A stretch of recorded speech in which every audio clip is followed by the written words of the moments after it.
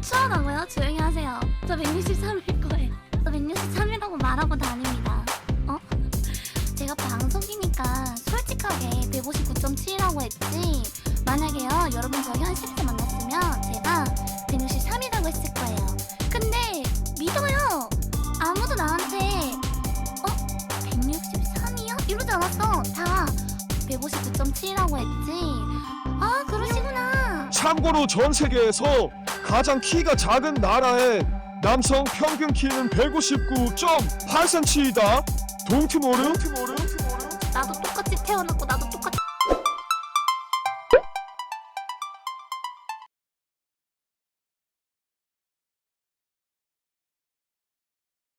지금부터 2022년 1월 10일 엉덩 대법원 제1형사부 사건번호 2022 엉덩 00018번 사건 공판 시작하겠습니다. 피고인 박여롱 피고인은 피고인석으로 나와주시기 바랍니다.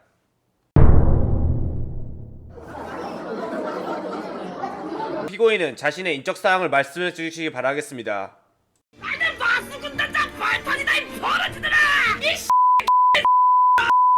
검사 측은 공소장 낭독해 주십시오. 네, 피고인 박요롱 씨는 트위치에서 요롱이라는 가명으로 인터넷 방송을 하고 있는 스트리머로 2018년 방송을 시작하여 2022년 현재까지도 자신의 시청자들이 듣고 싶어하지 않음에도 불구하고 노래 및 애교를 일삼고 자신의 의견을 상대에게 강요하는 행위, 상대방의 의견을 물어봐 놓고 자기 하고 싶은 대로 하는 행위, 타 스트리머에 대한 악질 행위, 그리고 매니저들에 대한 노동 착취로 인하여 수많은 사람들에게 정신적 고통을 주고 있는 바, 이에 본 검사는 무슨 법 무슨 죄, 무슨 법 이런저런 죄, 무슨 법 요준식죄로 기소하는 바입니다. 피고인은 검사의 공소사실을 인정합니까?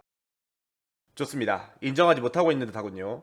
이번 재판의 쟁점은 요롱이가 간신의 핑계를 대며 자신이 귀엽다 혹은 예쁘다 등의 시청자들에 대한 소위 가스라이팅을 일삼고 있는가와 과연 박요롱은 지가 하고 싶은 대로 할 거면 왜 다른 사람들에게 물어가면서 남들을 빡치게 하는 것이 과연 스트리머로서의 컨셉인가 아니면 본질이 그런 자인가입니다. 그럼 검사 또는 변호인 변호인이 없네요. 피고, 변호인을 선임하지 않은 것인 겁니까? 존경하는 재판장님, 국선 변호인 등 많은 변호사들에게 배정을 했지만 다들 어떻게 돼지의 변호를 맡기냐며 다들 변호를 포기하였습니다. 그렇군요. 알겠습니다. 그럼 검사, 증거로 제출할 증거나 증인이 있습니까? 네, 증거로 피고인의 매니저 단톡방과 증인 스트리머 레우기 씨, 스트리머 밍밍추추 씨, 그리고 김희슬 씨를 신청합니다. 인정합니다. 그럼 검사 측에서 신청한 스트리머 레우기님을 먼저 신문하도록 하겠습니다. 스트리머 레우기님은 증인석으로 나와주시기 바라겠습니다. 검사, 신문 시작하세요. 증인, 인적 사항을 말씀해 주세요. 친애하고 증오하고 얄미운 여러분들, 저는 광기군단 아니 스트리머 겸 썸네일러를 하고 있는 레욱입니다. 증인은 엉덩부의 일원으로서 피고 박요롱이 엉덩부에 가하고 있는 가혹한 학대 행위에 노출되신 적이 있습니까? 네, 있습니다. 구체적으로 어떤 학대 행위에 피해를 입으셨습니까? 2021년 8월 9일 발탄 버스를 태워주겠다고 하며 게임에 참여시켰습니다. 해당 버스는 경로를 이탈하여 직접적인 클리어 노선이 아닌 몇 차례의 리트라이, 파폭, 쌀먹이 이어졌고 최종적으로 박요롱이 혼자 남아 기적적으로 클리어하는 그야말로 피해 향연이었습니다. 그렇군요. 다른 피해를 입진 않으셨습니까? 있습니다. 당시 방송 중이 아니었던 박요롱은 혼자 클리어한 매드무비를 유튜브에 올릴 것을 주장하며 당시 제 방송분을 업로드했고 해당 내용을 통해 남아있는 댓글들은 요롱이가 이렇게 생겼구나, 얼굴 공개를 선택하셨다니 응원합니다 등의 오해를 사기에 충분한 댓글들이 이어지며 저의 신상에 직접적인 타격을 입혔습니다. 구체적으로 어떤 타격을 입으셨습니까? 검사님은 자칭 뉴나브라고 주장하는 저 맷대 뉴턴과 외모를 비교당하면 어떨 거라 생각하십니까? 그 본인 외모엔 자신 있으십니까? 예, 좋습니다. 피고인은 그 잔혹한 엄니로 협박당했으며 매드무비 이미지 메이킹을 위해 좋은 희생양이 되었다는 말씀이시죠? 네, 그렇습니다. 예, 잘 알겠습니다. 감사합니다. 예, 판사님 이상입니다. 알겠습니다. 증인은 방청석으로 돌아가 주시고 증인 밍밍추추씨 증인석으로 나와주시기 바라겠습니다. 검사, 신문 시작하세요. 증인, 인적 사항을 말씀해 주세요. 저는 트위치에서 방송을 하고 있는 스트리머 겸 요롱이의 친구 밍밍추추입니다. 증인은 피고에게 어떤 피해를 입으셨죠? 그땐 찬바람이 부는 겨울 12월 23일 메이플 데스티니 쇼케이스가 진행되던 날이었어요. 하늘도 무심하시지 불과 며칠 전에 로아온과 덤페가 있어서 메이플 쇼케이스는 많은 사람들의 집중과 관심 속에 행해졌고 그 내용은 차마 제 입으로는 말 못할 결과를 가지고 왔습니다. 저도 직장에서 실시간으로 보고 있었는데 구체적으로 피고에게 어떤 피해를 입으신 겁니까? 쇼케이스가 끝나자마자 요롱이는 저에게 카톡으로 무수한 키읔을 보내기 시작했고 키읔의 세례가 끝나자마자 마지막 한마디를 끝으로 사라졌어요. 그 한마디가 아직도 제 마음을 파고드는 가시가 되어 남아있어요. 어떤 말이었죠? 그 한마디는 바로 너 아직도 그런 게임 하니? 였어요. 로아의 옛날 밈이라고 웃고 넘어갔지만 전 아직도 그 말이 머릿속에 맴돌아서 밤잠을 설치고 일이 손에 잡히지 않고 온몸이 바들바들 떨리면서 식은땀이 나요. 꿈에 요롱이가 나와서 너 아직도 그런 게임 하니? 하는 악몽도 꿔요. 제 모습이 엄청나게 초췌해진 이유도 각 그것 때문이에요. 저런. 피골이 상접한 모습에 본 검사 또한 슬픔을 감출 길이 없습니다. 증인은 그 사건 이후에 피고에게 따로 연락을 취하시거나 받으신 적이 있습니까? 저는 요롱이에게 많은 건 바라지 않았고 사과 한마디만 해달라고 했어요. 그러자 요롱이는 아 리얼 키키만 치라고 하고는 절 비웃고 연락을 씻고 있어요. 그 진심 어린 사과 이번 재판을 통해 꼭 받으시길 바라겠습니다. 감사합니다. 이상입니다. 알겠습니다. 밍밍추추 씨 들어가시고 김희슬 씨 증인석으로 나와주세요.